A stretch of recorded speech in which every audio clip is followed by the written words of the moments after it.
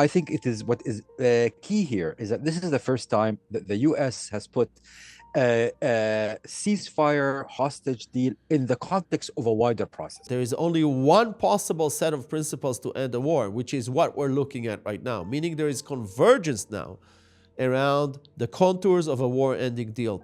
What we need, just as we need Israel to do its part, we need the Arab countries to also exert real pressure on Abbas and on the Palestinian Authority to reform itself. And reform here is not only technical, reform also has to be political. If Barghouti gets released as part of the prisoner exchange, this will be a huge political victory for Hamas. Why? Because Hamas's message, and it has always been, Israel doesn't understand anything except force. Diplomacy produces no results. Only violence produces results. If the 21 points of President Trump are implemented in Gaza, and if the Blair structure implemented in Gaza, verbatim, as they're here right now, in 3 years, you need a Palestinian Authority upgraded and reformed that can take over Gaza. Not deflated, inflated, not contracted, expanded. The Arab countries and the Palestinians are concerned that Netanyahu is trying to separate the West Bank and Gaza, and for good reason, because that's what he's been doing for the last 12 years. If this can be sustained and not be just a one-off, then I believe actually we can end up with a negotiation process that is more credible, more effective than the one that you and I were all involved in. Today is Monday, September 29, and this show is being taped just as President Trump and Prime Minister Netanyahu are in the White House declaring their agreement on a deal for ending the Israel-Hamas war in Gaza that has been raging for almost 2 years. The outline is based on President Trump's 21 points and on Prime Minister Blair's outline for the transitional body of governance in Gaza. In addition, last week, President Trump declared that there would be no Israeli annexation in the West Bank. Put together, this string of events is nothing short of dramatic and potentially historic. To understand its implications, I will be hosting a few guests over a few segments. For the second segment, I have Ghaith Al-Omari, who was secretary of the Palestinian delegation for the permanent status negotiations. We will discuss the implications for the Palestinian side of the war-ending deal that President Trump put forward. Ghaith Al-Omari, it's so great to have you on the Insights podcast again. Our last conversation had tremendous feedback, and I think you bring really deep insight into the Israeli-Palestinian political process. Right now, we're heading into potentially a historical moment.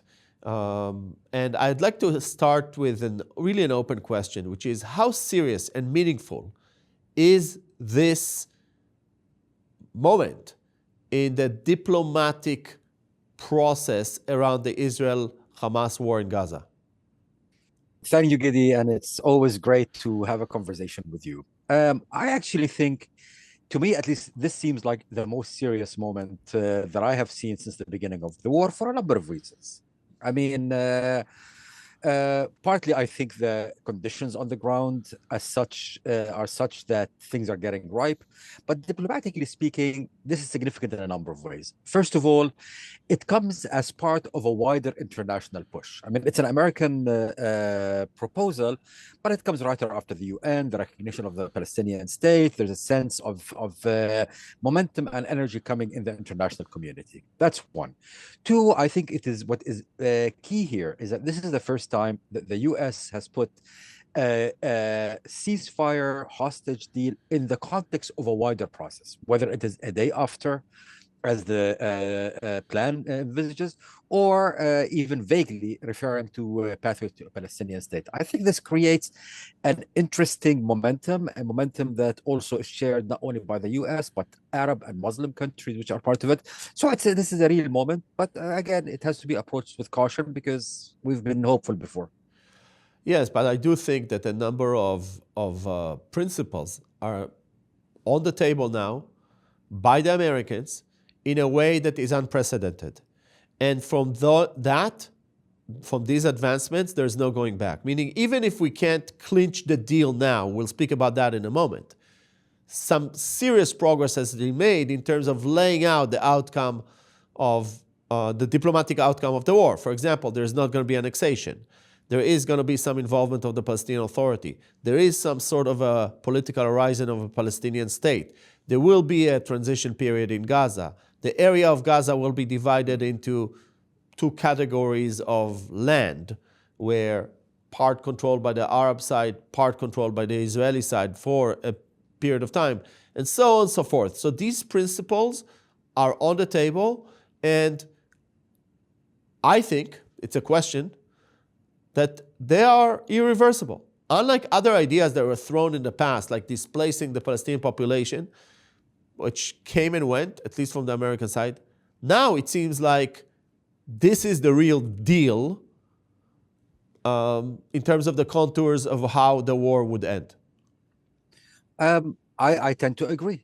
I actually tend to agree. I mean, this is honestly, I mean, in the second Trump administration, this is the first kind of fully developed idea that takes into account not only the principles that you laid out, but also the various interests of the different stakeholders. I mean, this is a package that is designed to say to the Arabs, look, you had some demands, here they are. To say to the Israelis, you had some demands, here they are. So I think in that sense, it is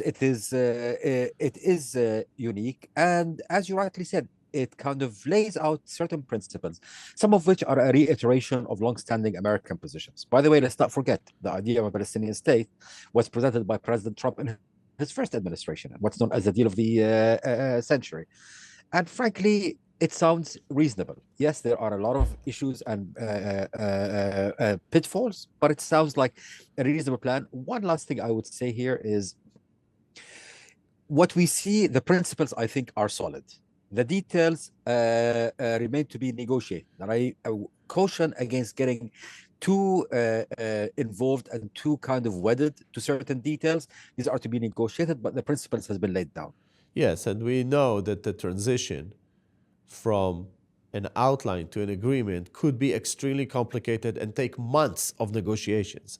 But still, the outline is there, and within that outline you work. By the way, as you know, you and I have had many conversations. I've also been involved in trying to understand what would be the outline of such a war-ending deal, and based on many, many meetings around the Middle East. And it was clear that there is only one possible set of principles to end the war, which is what we're looking at right now, meaning there is convergence now around the contours of a war-ending deal. Thank God, after such a long time, it's happening.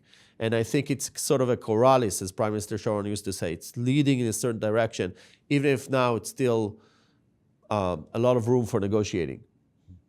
No, I mean, you're absolutely right. And in many ways, and I think you pointed a very interesting point. I mean, I've heard many people the last couple of days who have written their own plans for the day after, trying to take credit for this. The reality, as you pointed out, is that these principles have been in discussion for a number of months. And I've heard similar ideas, principles coming from certain Gulf leaders, from certain European leaders. What it took is the US, President Trump, to understand that a hostage deal and a ceasefire cannot be created in isolation of a larger package. And as you rightly said, he brought what has become, an unofficial consensus and now turned it into an initiative. And I think, again, this is a reminder that without the US taking the lead on some of these issues, interesting, good, useful, smart ideas basically cannot materialize. We need the US, and this was a reminder today. Right. So I just want to move to the second part of our conversation. And in the second part of our conversation, I want to speak about the Palestinian component of the deal. Now, here's a paradox, because technically, nobody's speaking to Hamas, at least declaratory. Israel will not negotiate with Hamas. The Americans are, they have deliberation with Hamas, but Hamas is like a terror entity that has to be kicked out of Gaza. So we're actually negotiating. The Americans are in a paradoxical situation where there's negotiation with an entity there is negotiation on the future of Gaza with an entity is not supposed to be in Gaza in the future. Meanwhile, nobody's talking to the Palestinian Authority. Okay, so there is this really structural mismatch on the Palestinian side. But at the same time, there are a lot of issues related to the Palestinian side, naturally, that are being discussed in the deal. And I'd like to kind of elicit your view on a few of them. First of all, the governance of Gaza. So Tony Blair speaks about some sort of a board of governors of Gaza that is softly associated with the Palestinian Authority, but then has executive arms that govern education, redevelopment, security, legislation that are more kind of based on Palestinian participation. So can you kind of share with us, where does it place Palestinian governance of Gaza? Yeah, look, I mean, the paradox that you laid out is a result of a paradox in reality. And this is how many foreign ministries, at least, and countries see it. On the one hand, they want the Palestinian Authority to have a formal role. Why do you want it to have a formal role? For a number of reasons. First of all, it's Hamas's competitor, and it's a way of validating the Palestinian Authority vis-a-vis Hamas, an important political point. But also there are legal implications here, or legal reasons. As a Gulf official said to me a few months ago, when they were asked to come and play a role in Gaza, he said to me, under whose authority? Should we come at the invitation of the Israelis? Unacceptable, because Israel is an occupying power, has no legal standing from their perspective. UN Security Council resolution, good luck getting one with the current composition of the UN. So ultimately, you need the PA as a stamp of legitimacy. But at the same time, we know that the Palestinian Authority just does not have the capability or credibility to govern Gaza. First and foremost, with the Palestinian public, who sees it as a failed, corrupt government, but also with much of the world, including the Arab world, that are fed up with the passivity and with the corruption. So you create this kind of structure where theoretically the Palestinian Authority is involved, so you cover your legal ground. But in reality, you create something separate that then hopefully will emerge into a more effective unit of governance. So here is another massive paradox. The Arab countries are saying that they will only come in as part of the international force in Gaza for a very limited period of time. I heard 2 years, 3 years, 4 years, but it's definitely not for a decade. Tony Blair speaks about 3 years of transition. Initially, the Palestinian Authority is not the governing body, but within 3 or 4 years, according to everybody's input, there will be a vacuum in terms of who governs Gaza. Toward that moment, the only logical approach is to build the force and the capabilities of the Palestinian Authority, right? Otherwise, we are moving from this crisis to another crisis 3 years down the road, and because everybody kind of will work back their calculations, that means that will put a hold on investments, on construction, on many other things. So really what this deal means is that the American administration needs to turn to the Israelis and say, enough of this nonsense of dismantling the Palestinian Authority. You have to be in the mode of capacity building of the Palestinian Authority. Because otherwise, I just don't see it working. Look, I mean, yes, but also, yes, in that you're absolutely right. This Israeli government has been doing everything possible to undermine the Palestinian Authority, including trying to bankrupt it through refusing to transfer funds. And this has to change. But there's another side to it as well. The Palestinian Authority, yes, some of its weakness is due to the Israelis. Some of its weakness is self-inflicted. The corruption, the poor governance, the bureaucracy. I can go on and on and on. For sure, but there is a reform agenda that was put forward by the UAE, and actually the outline of the agreement in Gaza gives like a 2 or 3 year period to implement this reform agenda. Now this is one of the real tests, because honestly, talk is easy. It's not, as you said, it's in the 21 points. It was in the New York Declaration, the French-Saudi initiative. Abbas has committed for the umpteenth time to the Europeans that he will reform. What we need just as we need Israel to do its part, we need the Arab countries to also exert real pressure on Abbas and on the Palestinian Authority to reform itself. And reform here is not only technical, reform also has to be political in terms of rejuvenating and reinvigorating the political life. So, yes, a part of it is on Israel, but a part of it is to go to the Arabs, to the Europeans, and say, we heard your statements about reform. These are good statements. Now you have to deliver the Palestinians. And that will be an interesting challenge and, frankly, a departure from the traditional way of doing business. And what you're saying is interesting. Obviously, always what you say is interesting. I just want to add, it highlights two other complexities and also opportunities. The first is that the Arab side and the Americans could have a deal with the Palestinian side, which is, we will acknowledge your stature in this agreement. You'll be a party to this agreement.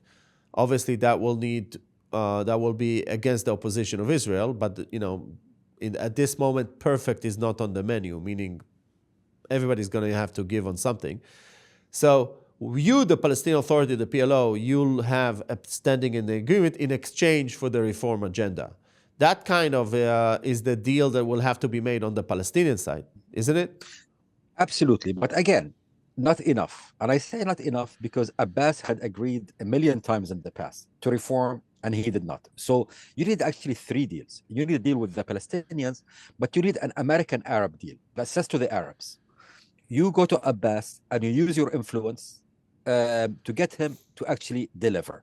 How do they use their influence? I'm reminded of The Godfather, the movie. Make him an offer he cannot refuse. Yes, nice is part of it, but pressure is part of it. And if the Arabs are unwilling to put pressure, then I fear that this whole structure might actually collapse. Yes, and let's just remember, Abu Mazen, Mahmoud Abbas, on November 15, will be 90.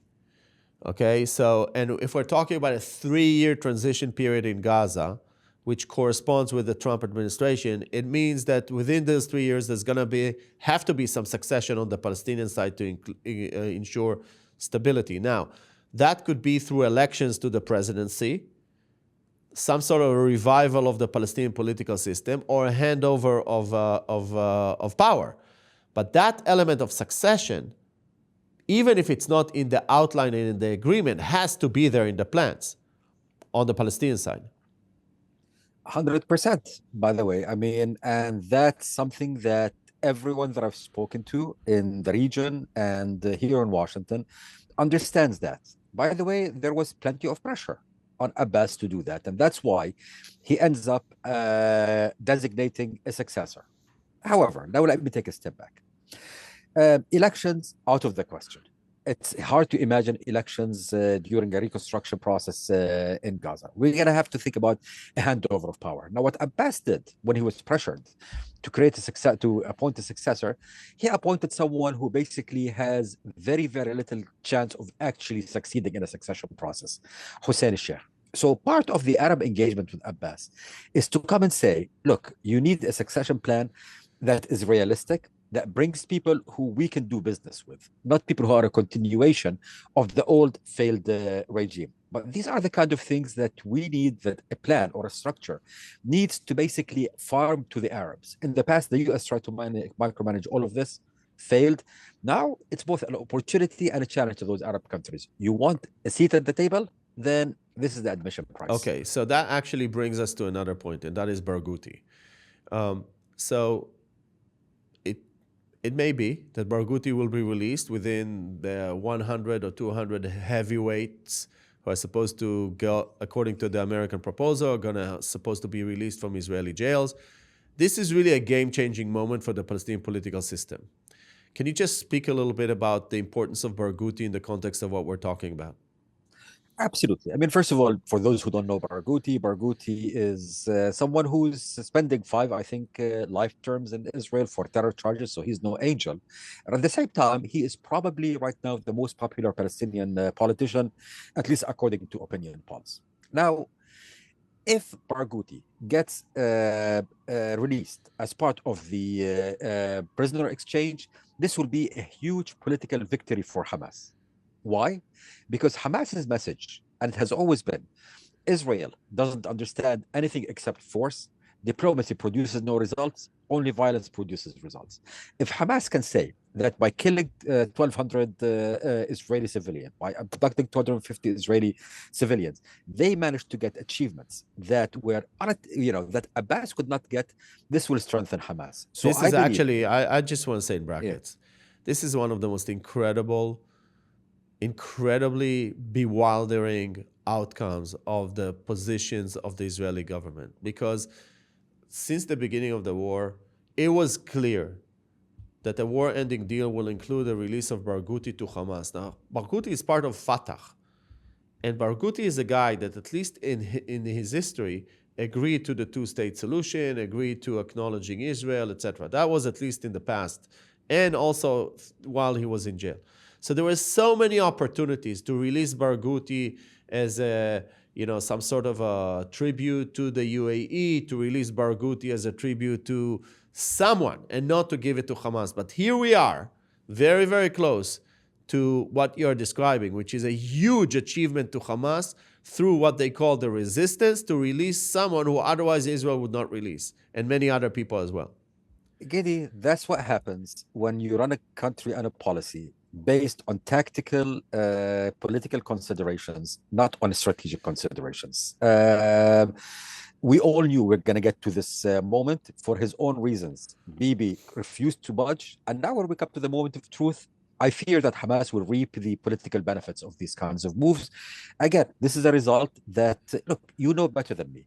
In Israel, I know many in the intelligence and military establishment have been asking the government, the political echelon, to come up, to allow them to plan for the day after, for an ending deal, because they know that these things. Yet, Bibi decided not to do it, and now Israel and the Palestinians are going to pay the price for that.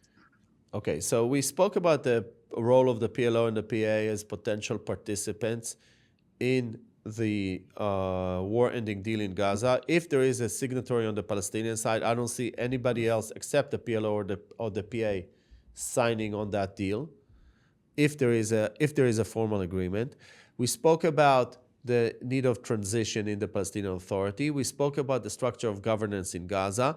I do want to take you to another area, and that is that President Trump this week said there will not be Israeli annexation of the West Bank. Now, this was one kind of small event in the context of many other events that were happening that was pushed to the sideline. But in fact, in terms of the Palestinian Authority, it's a monumental statement, because it basically means that the West Bank will continue to be a disputed territory. Israel will not be able to annex it. It also means that the Oslo Accords remain in force. It also means that the Palestinian Authority in the West Bank will continue to govern the Palestinian population. Right? So in many ways, President Trump himself just inflated the Palestinian Authority with his statement. And now everybody's going to have to work with the Palestinian Authority. First of all, a reminder, this is not the first time. If you remember, in the first Trump term, after he released his peace plan, what people call the deal of the century, Prime Minister Netanyahu tried to say, okay, so let me annex the lands that were part of the West Bank. And then, as in now, President Trump came and said, no, it's not going to happen. To me, this is a testament to many things. It's a testament to an understanding, at least within part of the American establishment, that an annexation could be a negative game changer. But it's also a testament that Arab countries were very clear and convincing when talking to President Trump, whether the Emiratis a few weeks ago or the Saudis and the Jordanians more recently. So this is a huge, monumental event. However, I would throw maybe 3 caveats to keep an eye out for. One is, there are different kinds of annexation. And the finance minister, Smotrich, is always bragging about de facto annexation. So we have to keep in mind that. So yes, this stopped the de jure annexation, but we have to look at reality on the ground. That's one.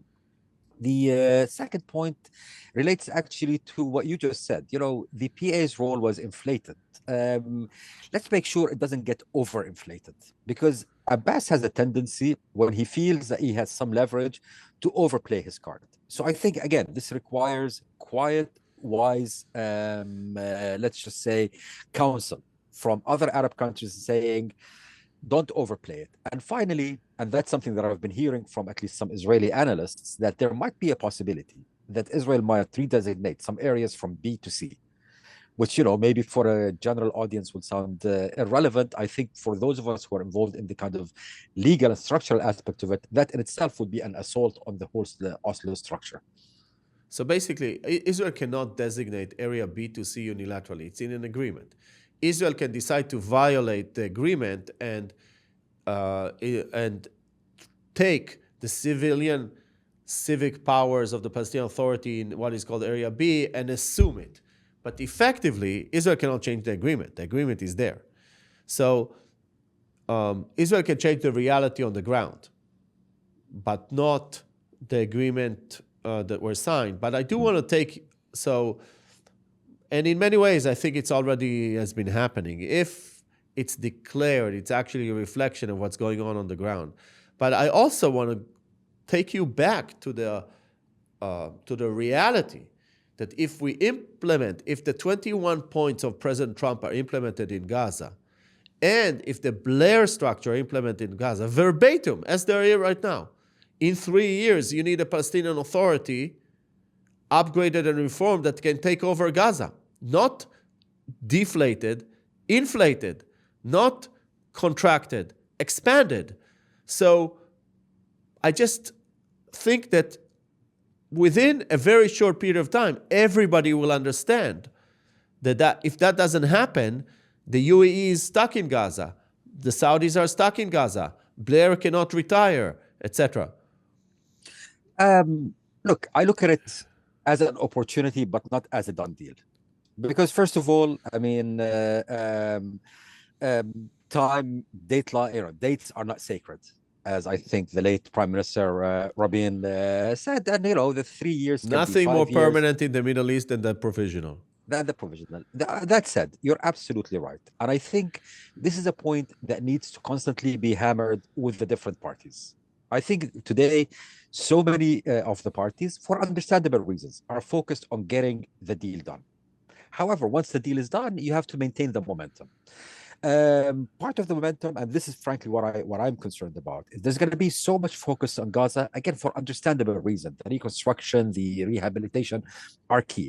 But if we don't prioritize building up the capacity of the Palestinian Authority to have it ready in 3-4 years, however long it takes, but to really focus on that, if that's the case, we might find ourselves in a few years' time exactly in that situation. It's actually going to be much earlier, because the signaling of not building the capacity of the Palestinian Authority to take over Gaza will actually affect the willingness of business entities, of construction companies, of people to move in, to put money in Gaza, in the reconstruction of Gaza, when it's not clear what is the structure of government 3 years down the road. So I think actually we're going to be hitting on this issue much sooner than people think. I do want to take you to, 2 final points. First of all, what do you think is the implication of these diplomatic negotiations right now on a fundamental principle that has governed Israeli-Arab and Israeli-Palestinian relations from the beginning, which is that Gaza and the West Bank are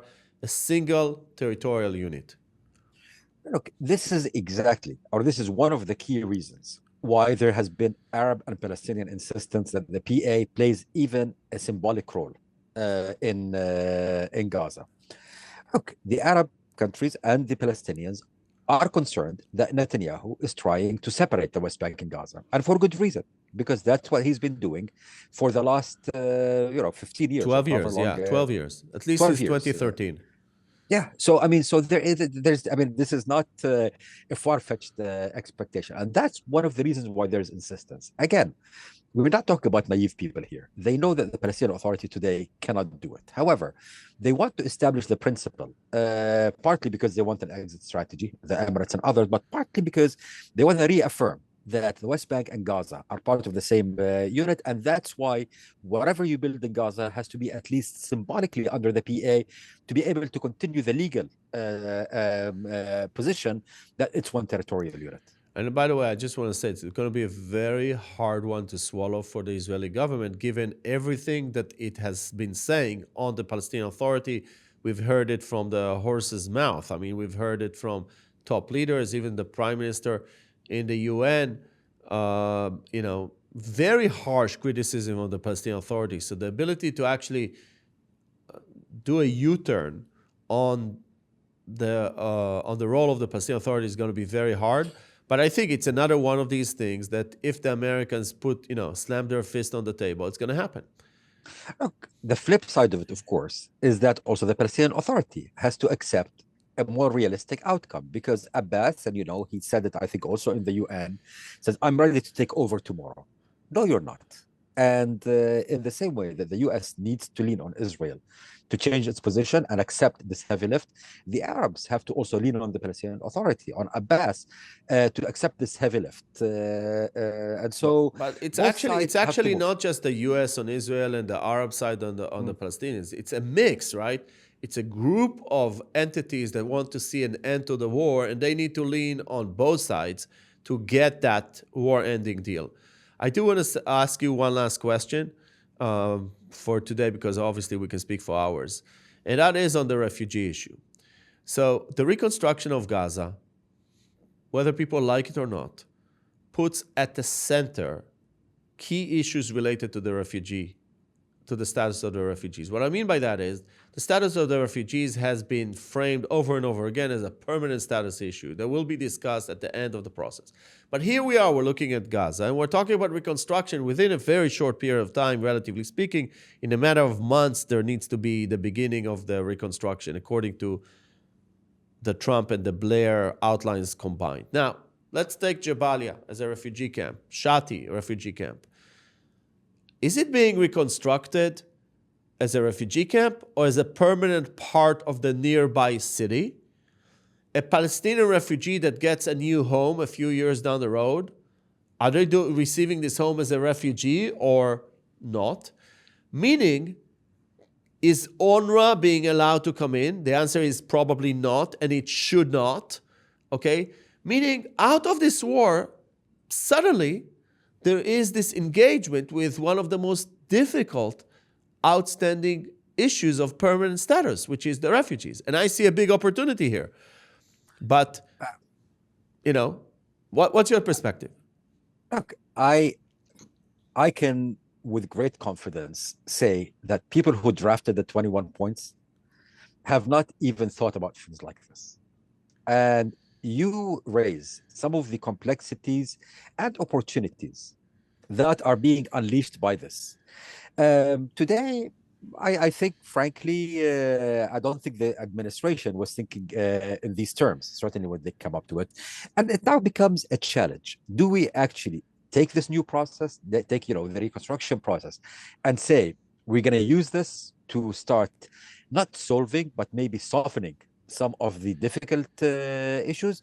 There are opportunities, and when it comes to this, there are actually gradations. From, you have to give up your refugee status to get a house. I see that as highly unlikely, to, let's at least not build refugee camps and get the de facto process of integration of Palestinian, refugees into the wider community.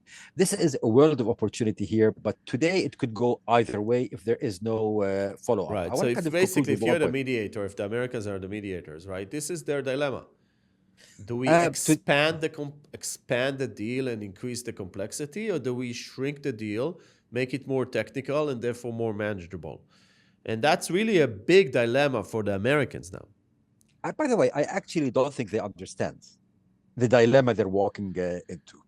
Again, I mean, we know the folks in the administration today, and we know they don't have the depth of knowledge that both makes them open to the opportunities and to the pitfalls. However, the more they get involved, the more that I think they will have to start developing policies on these issues. That's one of the kind of positive byproducts of this. And I want to also kind of one point that you mentioned just before. If this could be the beginning of a sustained Arab-American engagement, what produced the 21 points is Arab-American engagement with Blair helping. If this can be sustained and not be just a one-off, then I believe actually we can end up with a negotiation process that is more credible, more effective than the one that you and I were all involved in. The Arabs can play a major role and can actually melding with the Americans can be a very powerful That will be, force. in many ways, this will be coming full circle, because the reason why both the American side and the Arab side thought that they could ignore the Palestinian issue was because it was tamed. It was a relatively benign conflict, so you could focus on Abraham Accords, you could focus on normalization with Saudi. Come October 7, and everybody understands that this is a conflict that cannot be kind of contained and sidelined. So now, what was kind of a consequential becomes the driver of Middle East diplomacy. You're absolutely correct. And I think this is, though, I have to remind, this is happening in a different context than, the old days. And I say it in a positive way, because on the one hand, yes, I think people, particularly governments, particularly in the Gulf, understand this. This is no longer just a bilateral Palestinian-Israeli, but it has regional implications. But what is positive is that these are not countries that are governed by ideology. And I think today, if they get involved in the process, they can bring a very pragmatic approach in ways, frankly, that in the past, people like Mubarak, helpful as they were, could not bring into the process. So I think today, involving the Arabs is both important for the region, but also can add a lot of dynamism and positive energy into the negotiation process itself. And let me just say, and that will be my closing point or question to you. If the UAE holds on to its positions, as I understand them, which is there has to be a political horizon for a Palestinian state, the international force has to be invited by a credible Palestinian entity, that it's going to be there just for a relatively short period of time, 2, 3, 4 years. There's going to have to be arrangements on security, because heavens forbid that an Emirati soldier gets shot by an Israeli soldier. And that all the international presence has to be backed by Egypt and by the United States. And apparently there's also going to be Qatari involvement. If they stand on their principles, they're actually creating a kind of a framework within which it's like a pressure cooker that pushes a lot of the dynamics that are otherwise are very hard to deal with, but otherwise would have lasted forever. So it's actually very positive. 100%. And I would add something else to the positive is, the Emiratis have also committed, at least privately, to not only send troops, but also to kind of start trying to implement their governance model and give technical assistance in building, the new Palestinian bureaucracy, the new Palestinian service delivery, etc. I think right now involving those Arab countries can bring regional success stories and build something that I think in the past was not possible, because frankly, under the leadership of the old Arab countries, the governance models were deficient. Today, we have Arab countries which have shown that they can govern effectively, and transferring these models to the Palestinian case, I think, can accrue to the interests of everyone. And of course, there is the issue of the de-radicalization of the education system on the Palestinian side, which, in the UAE, there's no anti-Semitism almost at all. Definitely not in the public space. It's one of the safest places for Jews in the world. And transferring this kind of attitude into the Palestinian education system, and not just in Gaza, also in the West Bank, is an essential condition for peace at some point. Absolutely. And to have an Arab partner, by the way, not only the UAE, the Saudis are also getting in that direction. To have this being pushed, not by the Americans, not by the Europeans, not by the Israelis, but by the Arabs, will resonate much more effectively on the Palestinian side. Yes. Ghaith, it's always a pleasure talking to you. You and I have had this relationship over 25 years that began across the table, representing our respective, me, Israel, you, the PLO.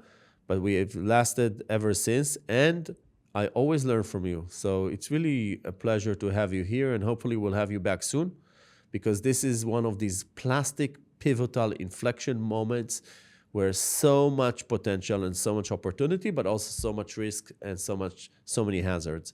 So it's really great to explore it with you. Thank you for being here today. Gidi, it's mutual. I always learn, and I tremendously enjoy it, and I look forward to continuing the conversation, because I suspect there's going to be a lot that we're going to be talking about the next period. A lot. All right, my friend. Take care. Friends, this was the second segment of the discussion of the outline for ending the war in Gaza. With Ghaith, we explored the implications for the Palestinian side, and particularly for the Palestinian Authority. Thank you for listening.